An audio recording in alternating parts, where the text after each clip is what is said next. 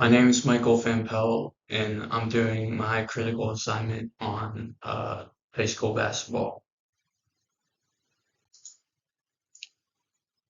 Summary and rationale why I chose high school basketball. For this assignment is I chose basketball because it's a very fast-paced sport. It's a relatively smaller team sport compared to the other sports there are, as it only has 5 players on the court at a time. It's also a sport I have the most experience and knowledge and information with, and sport I find the most interesting, and it's also one of the more popular sports in the country, um, along with football.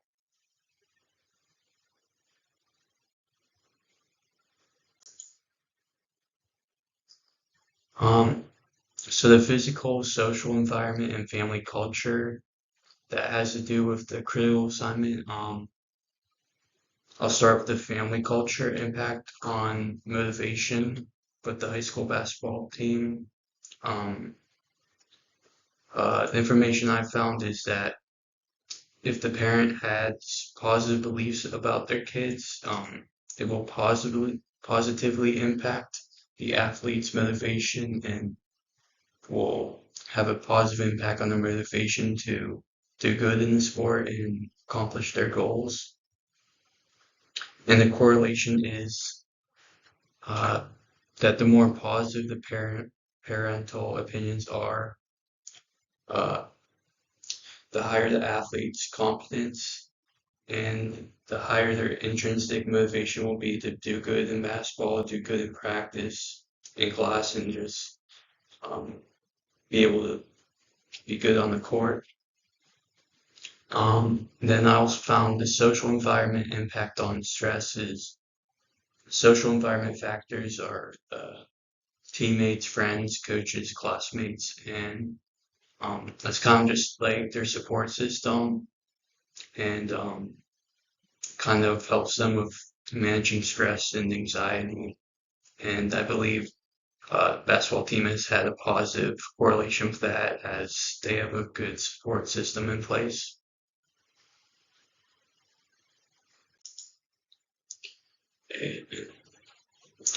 Um, then the physical environment impact on the desire to compete for the team is correlation of the increased temperature leads to decreased performance, um, as it will cause dehydration if they're not uh, staying updated with water intake.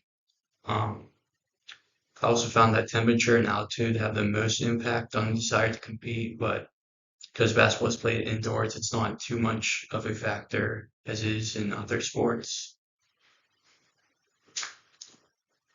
And increased ventilation, heart rate, and cardiac output would make up for the lower levels of oxygen uptake if they are competing in a higher altitude.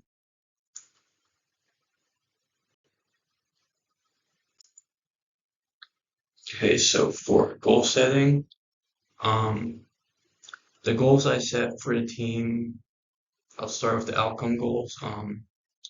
So the first outcome goal is for us to win the state championship. And the second outcome goal is to improve winning percentage by 10% from last season. The performance goals said was for the team to improve free throw shooting percentage by 5 to 10% from the previous season.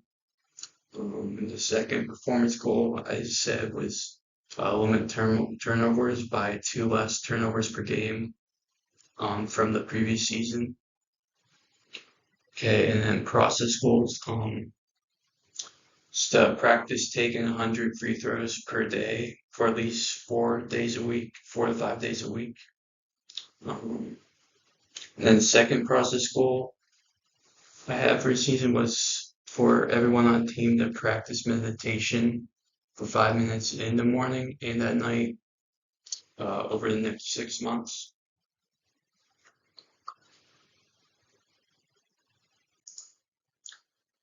Okay, and then the goal setting strategies for accomplishing each of those goals.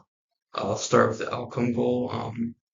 Focus on winning games and making it to the playoffs first, and taking it from there. Um, Also focusing on improving every day at practice and playing at 100% in the game. Just making sure you're present at practice. For the performance goal, I said it was practice free throws pre-game and practice free throws during the week leading up to the game. So improve the free throw percentage. Also said work on dribbling in practice and ball security during practice. And strategies for a process goal is set aside 30 to 45 minutes a day to work on free throws and to work on technique. And also to set aside a couple of minutes in the morning and night to practice meditation.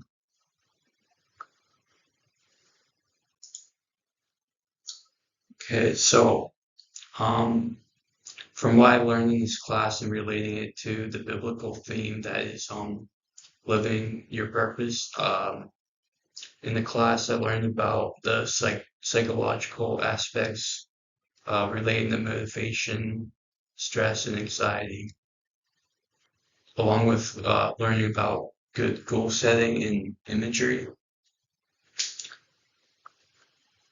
Uh, I relate this back to the bigger theme of living your purpose as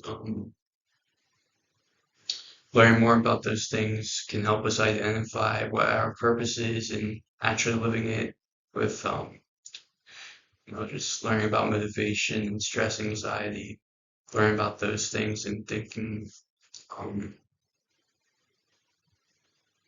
how we can use that information to live our purpose. I believe because I've learned a lot in this class about motivation and stress and coping strategies and of how to deal with that. It will help me utilize this information to live my purpose and to help other people as well when it comes to like motivation and anxiety and stress, dealing with those things. So what I learned in this course is one of the biggest things I've learned in this course is controlling what you can control. Is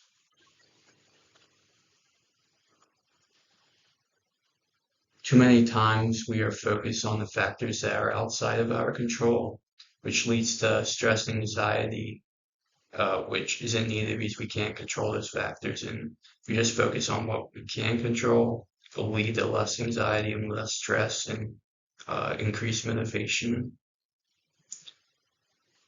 And focusing on just what can we control internally.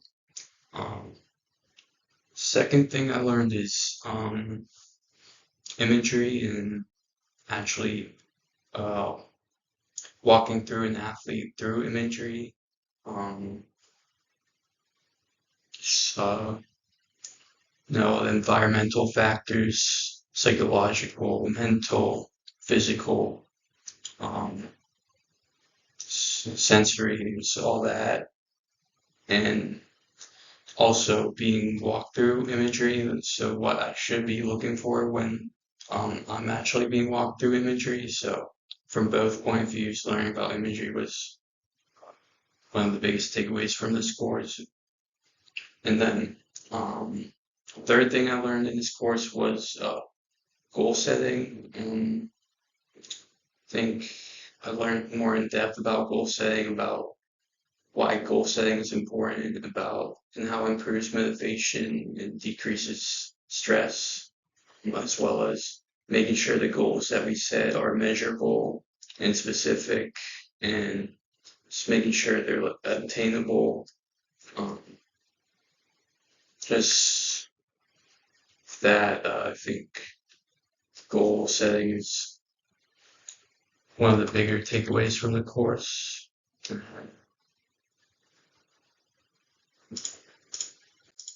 And these are my references for the information for the presentation.